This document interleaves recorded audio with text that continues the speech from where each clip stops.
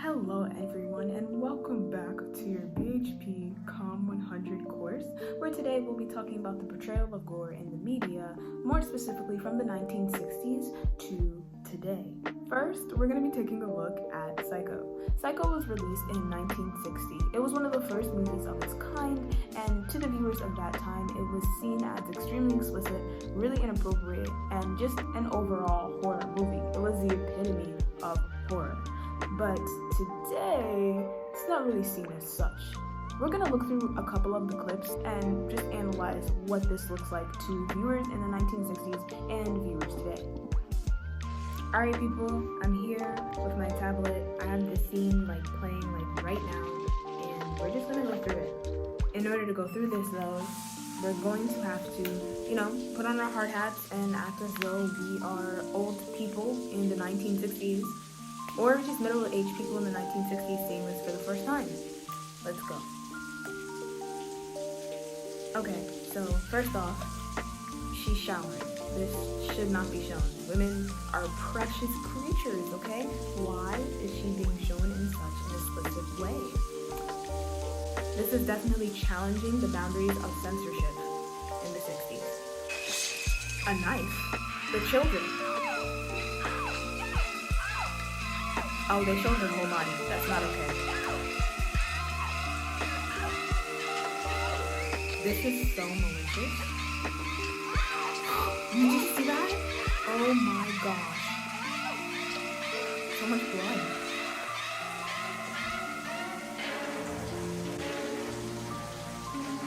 This is not giving her any respect or privacy. Let the woman die in peace. Do you not see her provocative shoulders? Those are showing, guys.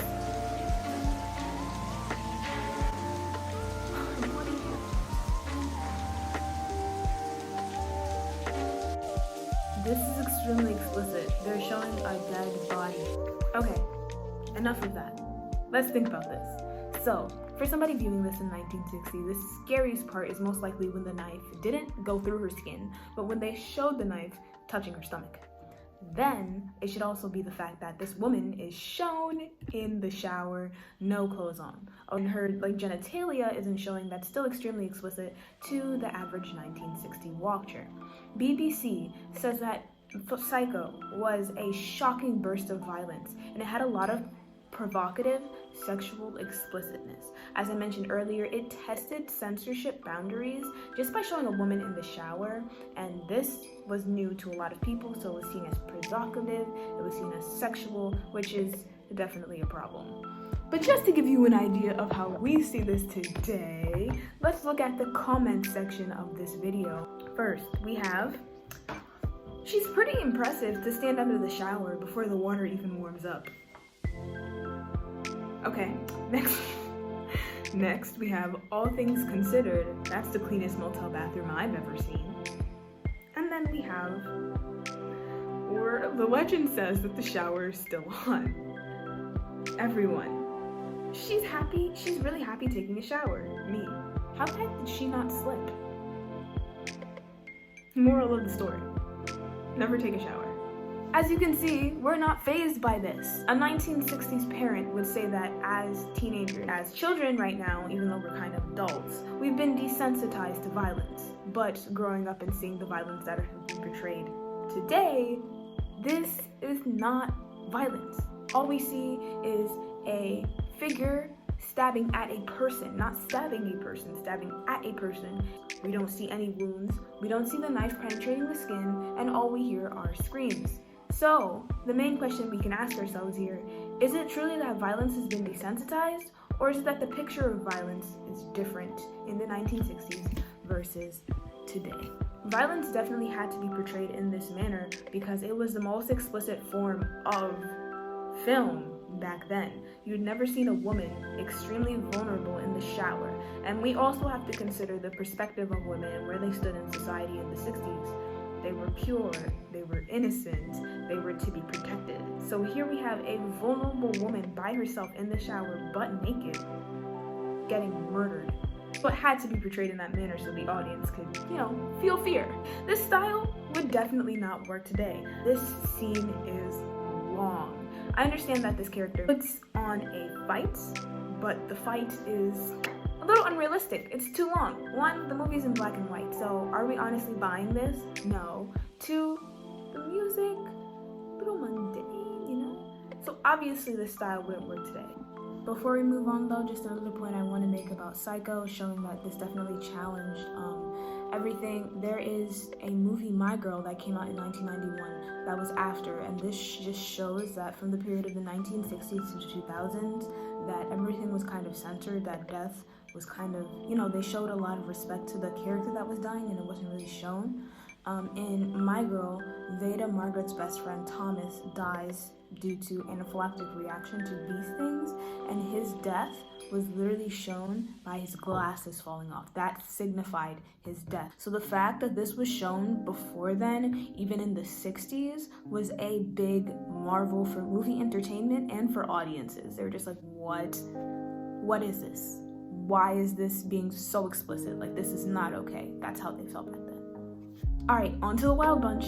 Okay, time for the Wild Bunch. There's not much to say about the Wild Bunch except know the differences in Psycho and that movie itself. The Wild Bunch, the clip, which there should be footage here, is just 4.5 straight minutes of a vivid shootout. As you can see here, you can clearly see where people are being shot. There's blood splashes. It's not only gory, but it's extremely explicit in terms of language, where they call several women, you know, the B word.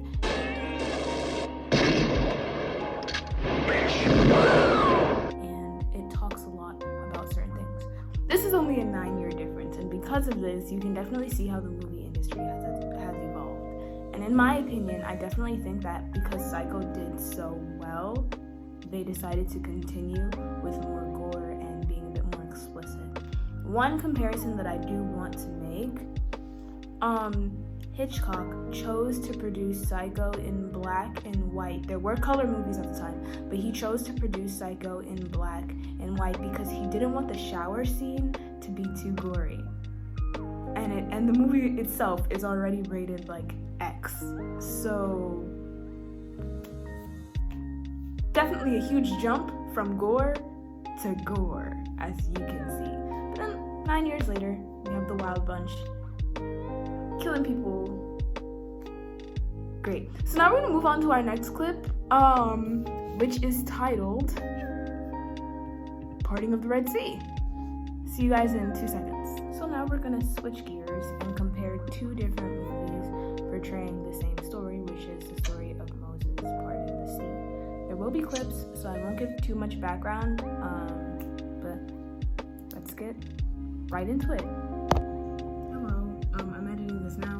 I know I said that I wasn't gonna give that much background information, but if you do not know the backstory, basically Moses is taking the Israelites who were held captive as slaves away from like Pharaoh, because he was holding them all as slaves. So he took them away, and at that point Pharaoh is like chasing after them because, you know, he wants his slaves back. So there's supposed to be a lot of tension because these people are literally running for their lives, and their slave holders, like their masters, are chasing them. Yeah, and to literally escape, like Moses parts the Red Sea, like the Red Sea opens up, and when the Egyptians chase after them, you'll see what happens. The Red Sea, like, it closes on them, you know, says, we don't like you, bye. To your regularly programmed scheduling. Enjoy the rest of the video, y'all. Had to change areas for a bit, but let's discuss the 10 Commandments in 2014 and 1956. This specifically is regarding the parting of the sea, but in the 1956 version, we can see that it's extremely dramatic. We see Moses portrayed as this huge hero. Moses, stand on the rock where the people can see you and have hope. And it focuses a lot on the struggle of the people as they cross. We can see like individual people, you know, holding their children, walking and guiding other people. And we clearly see one thing that I point out is the pillar of fire. In the 2014 video, you don't really see that pillar of fire as often. And instead of things being glorified and dramatized with the music and the colors in the background, the 2014 version is a lot more drab. And even though there is music, it's not more dramatic, but it gives a feeling of independence scripting, and you can see in the actors' faces as they're getting ready to move, and when the Egyptians start chasing after them. There's a difference in the fear of the Israelites in the 2014 version and in the fear of the Israelites in the 1956 version, which should be playing right now.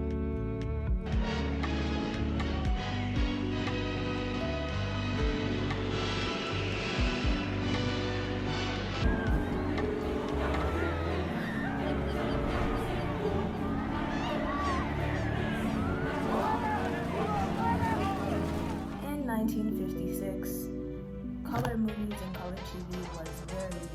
So showing such a dramatic scene, here waters are being parted. In my opinion, comparing the waters being parted in Bible times is somewhat similar to allowing there to be color movies in the 1950s, because it's a huge marvel.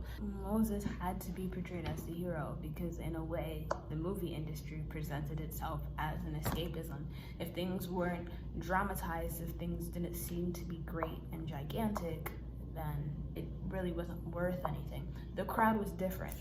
The crowd in the 1950s wanted to be wowed, whereas the audience in 2014 is already used to movie production. They're used to having movies in color, and they're used to special effects. So we're not necessarily looking to be wowed, we're looking to feel the same feelings that those within the movie do, which is definitely shown by the various scenes, the expressions on the actors' faces as they're playing out, the Egyptians chasing them, the music. The scene itself, it shows a lot more grit. So, I apologize, but we had to switch devices because my phone is being stupid. These scenes needed to be shown differently because the audiences in those time periods were looking for different things.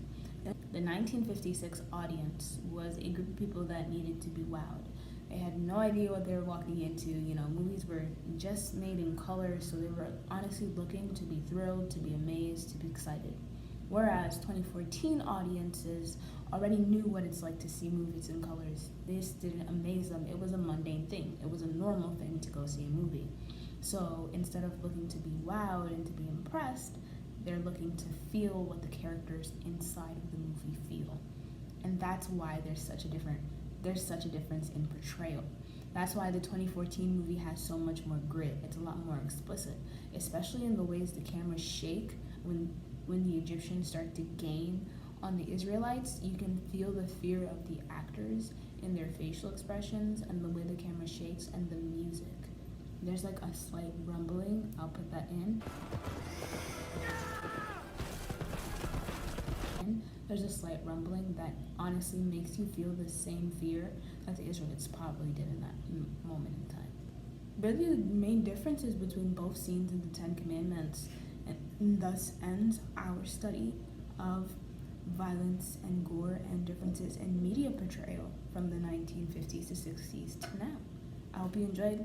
I hope you learned something. Hello, it's me, editing me again. Like I said, I hope you learned something. I hope you enjoyed, Subscribe to my YouTube channel. Okay, it's late. Good night, you guys. Bye.